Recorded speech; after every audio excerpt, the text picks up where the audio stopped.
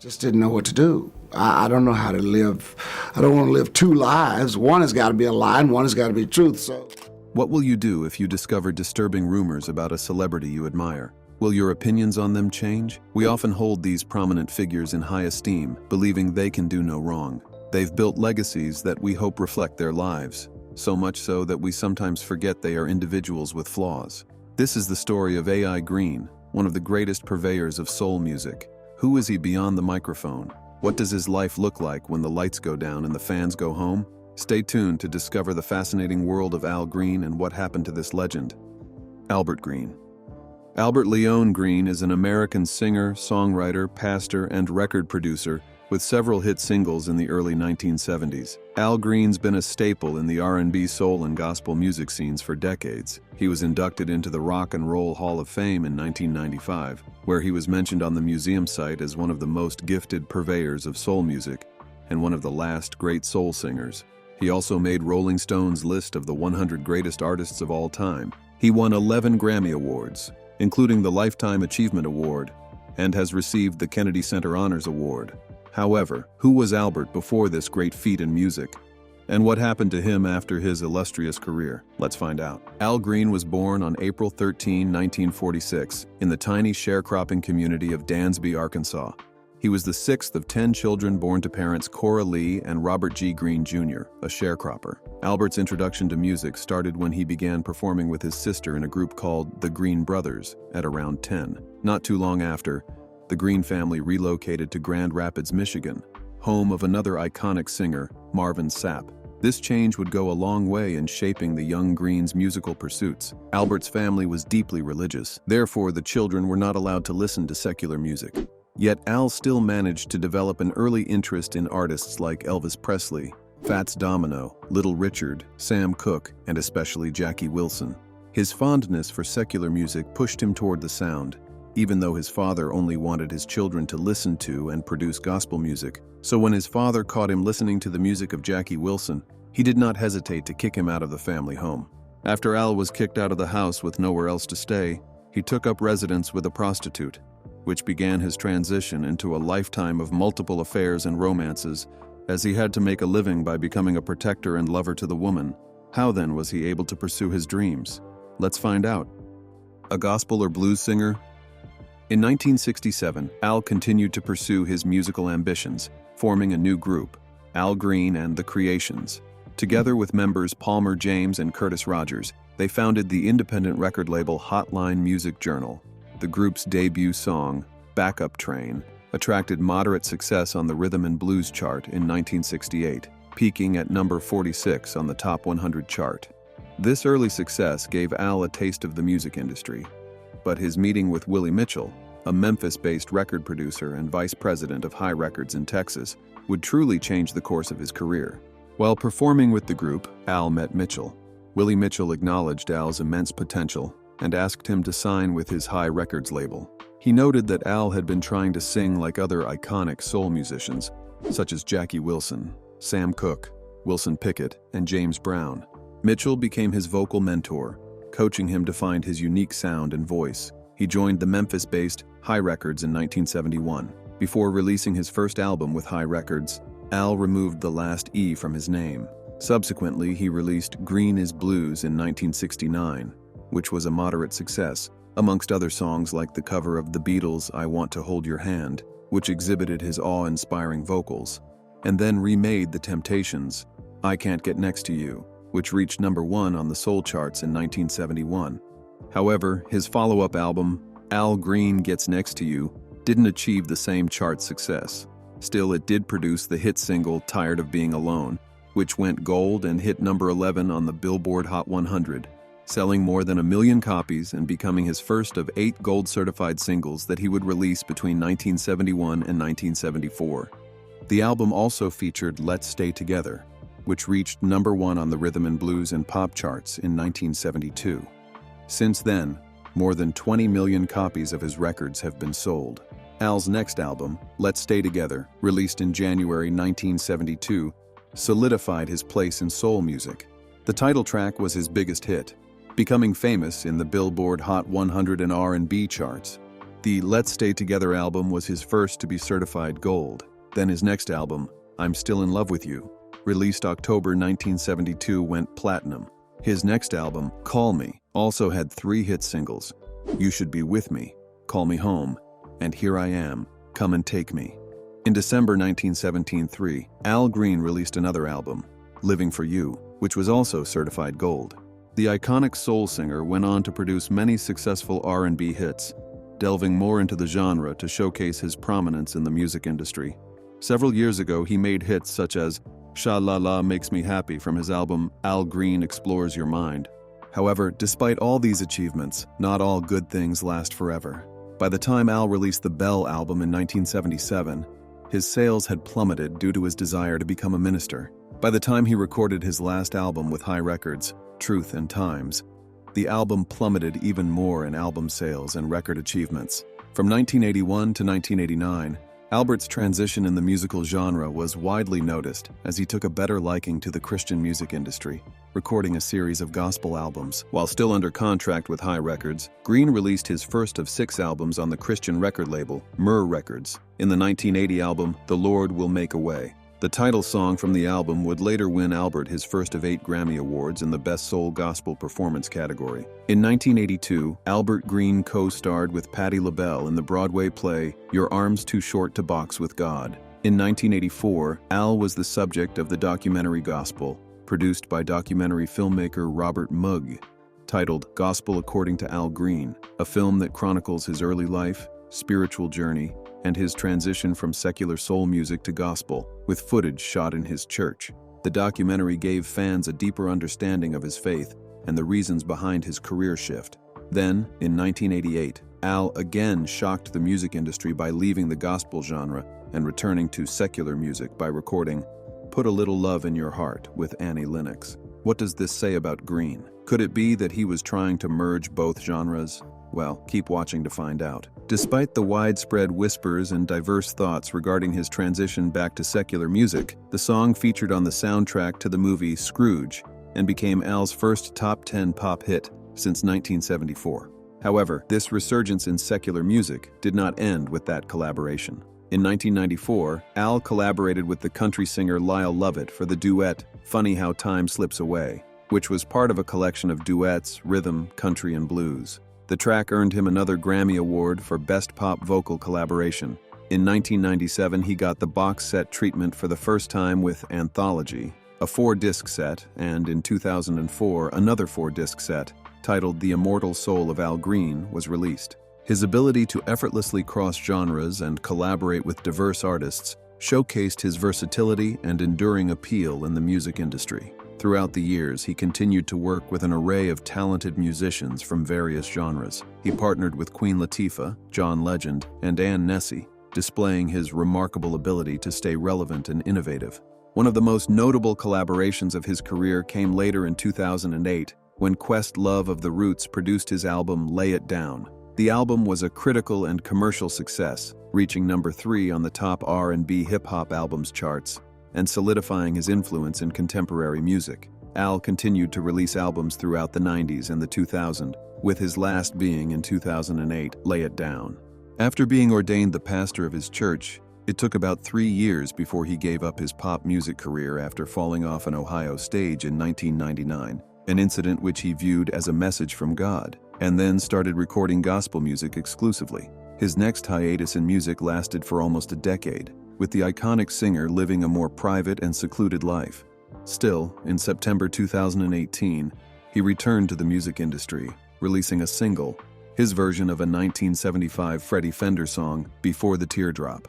Now that we've discussed his achievements and music evolution, it's time to reveal his struggles and darker aspects of the beloved soul icon's life. Get ready because you are about to hear what you've never been told about A.I. Green. Mary Woodson.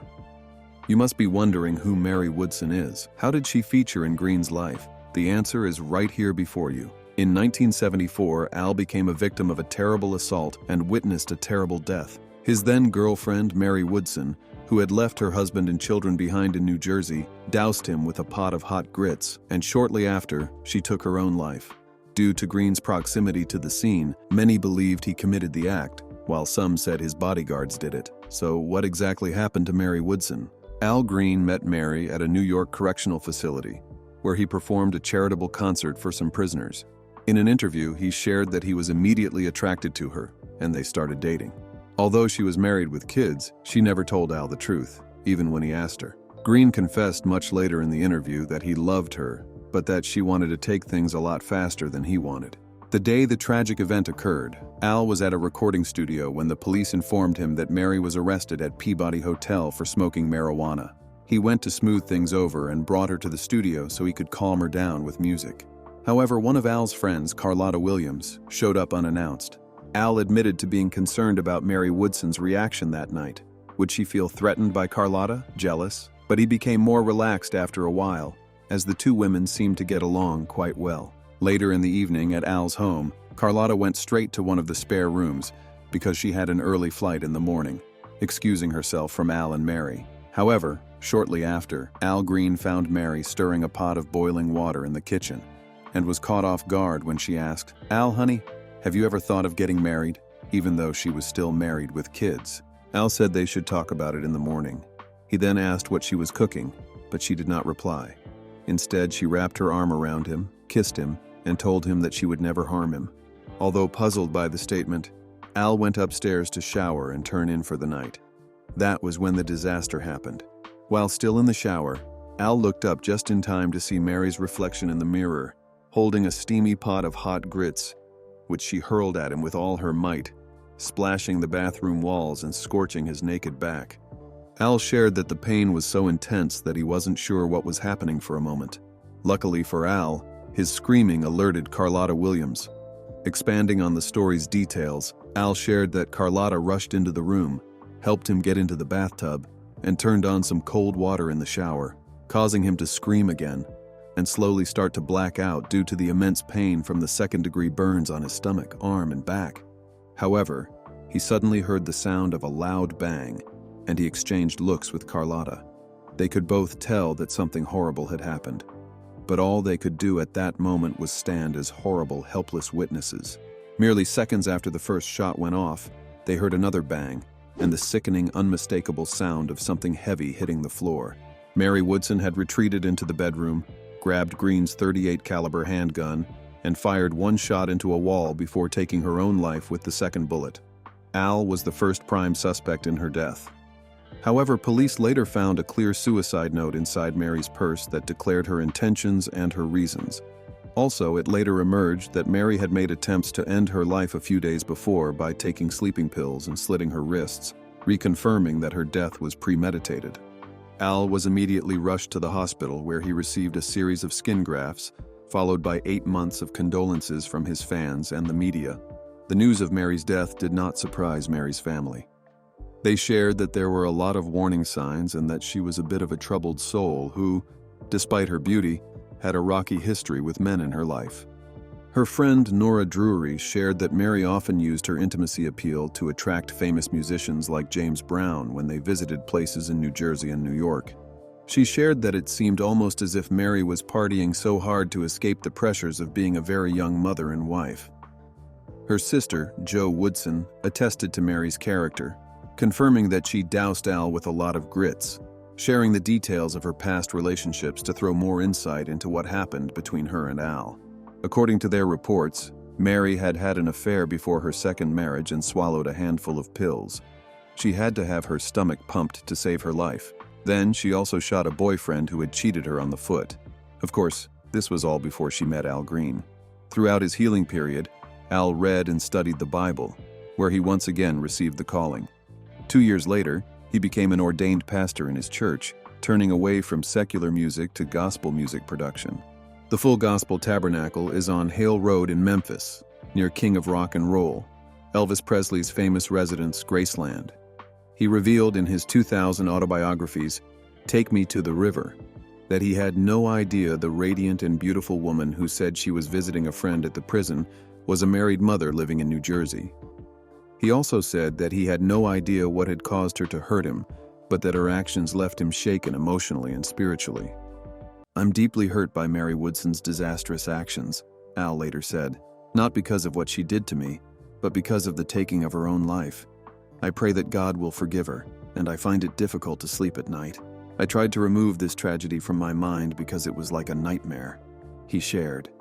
But was this the end of Green's trouble? While all seemed green at the beginning of his career, things changed as he grew older. So what happened this time? Let's find out. Green's legal saga. After Al left the hospital, he still could not catch a break. Jet magazine reported that just 2 days later, while he was in his office trying to complete his employees' payroll, he was held hostage by a woman identified only as his second cousin who claimed he owed her money. But Al chose not to discuss the matter publicly and refused to press charges. As if things were not already bad enough for Al, his secretary, Linda Wills, filed a $25,000 lawsuit against him the following month. Wills charged that Al beat her and shoved her through a glass door in his office in Memphis. After a rigorous dispute about how much pay she would receive for her duties, the lawsuit was dropped due to conflicting testimony. Still, this was not the last case against Al Green. In 1975, Al and Linda Wills settled a $100,000 lawsuit for assault and battery charges. Also, in 1977, Al and his former organ player, Larry Robinson, were arrested for assault on Memorial Day in Irving, Texas. According to Robinson, Green and his bodyguards attacked him when he confronted Al about his debts from previous gigs.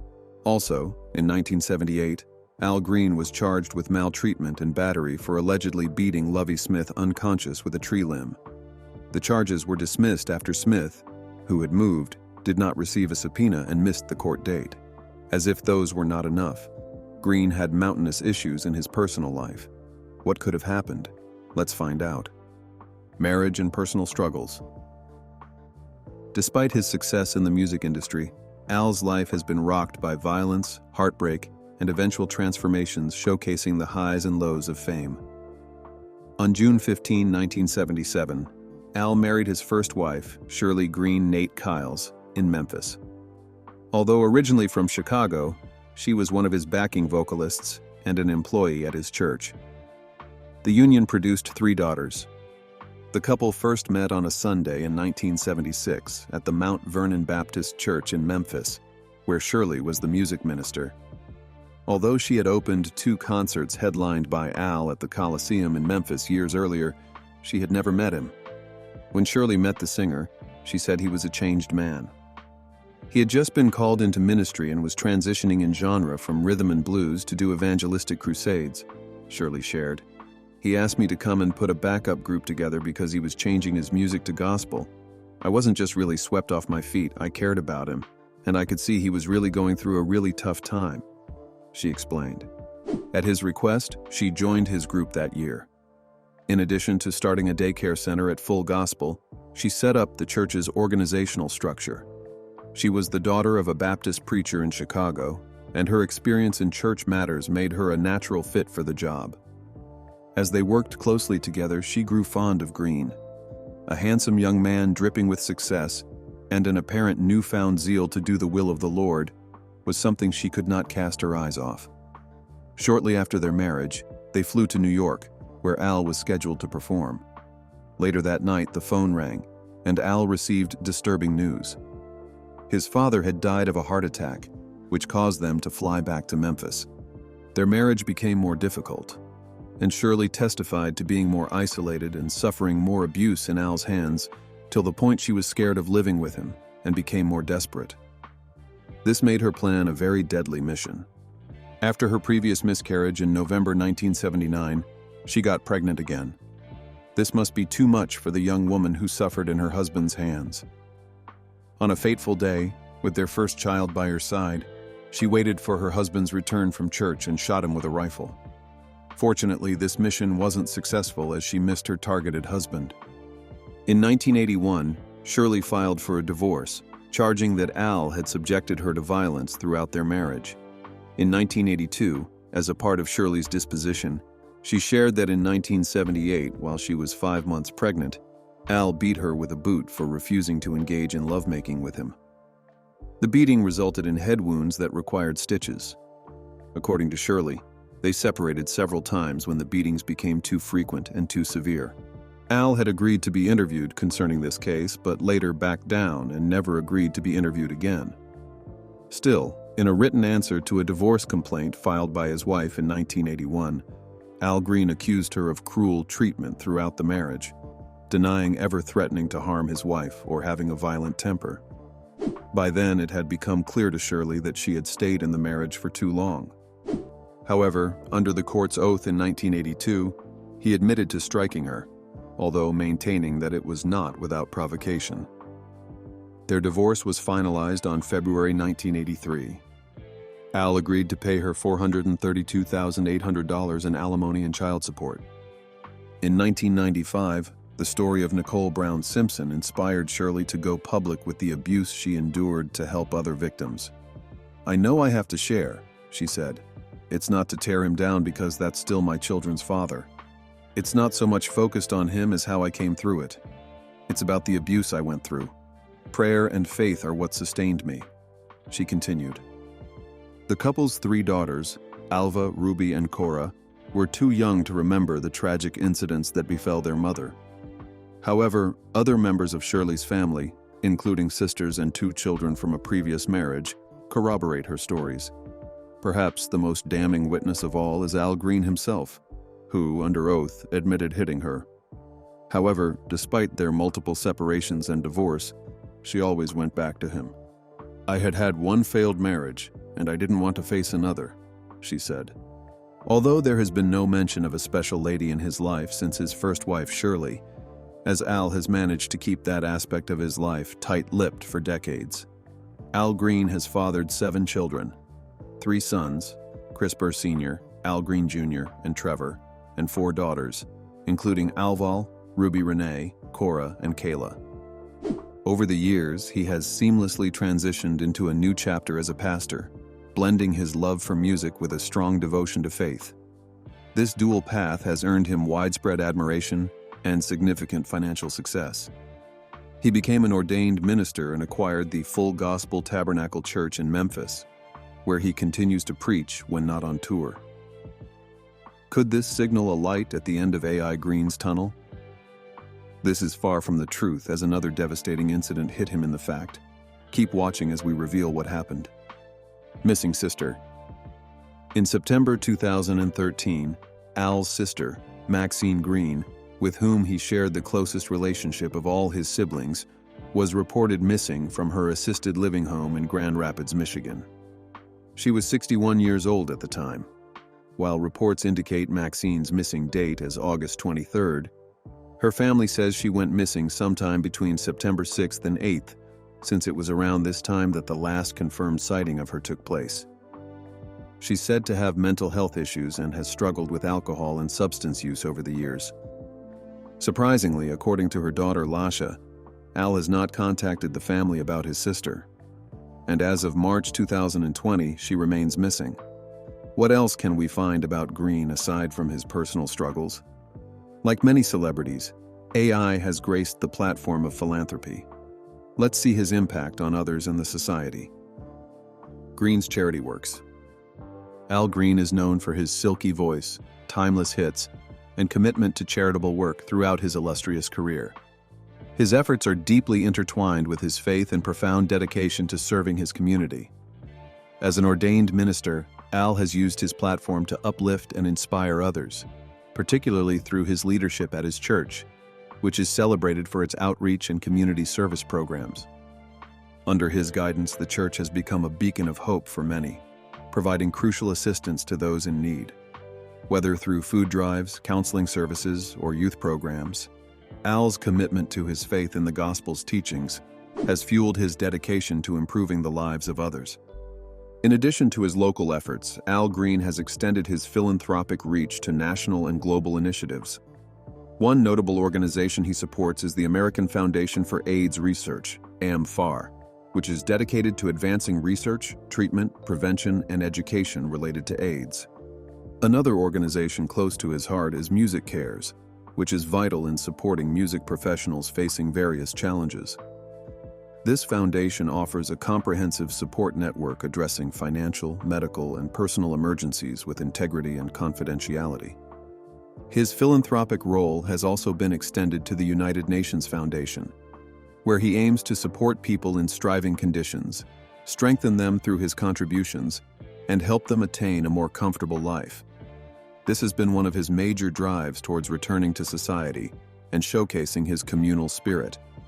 Green's lifelong commitment to community services, religious initiatives, and humanitarian causes reflects his deep-seated belief in the power of giving back.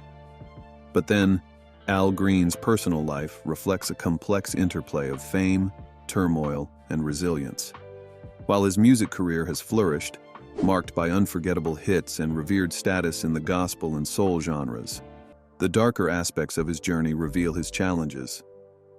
Through tragedy and adversity, Al has sought redemption and transformation, ultimately channeling his experiences into a commitment to faith and community service. What are your thoughts on Al Green's career and his numerous lawsuit charges? Do you think he deserves the title he was given? Leave your thoughts in the comments, and if you enjoyed this video, please like and subscribe to our channel. Before you go, click on the video displayed on your screen.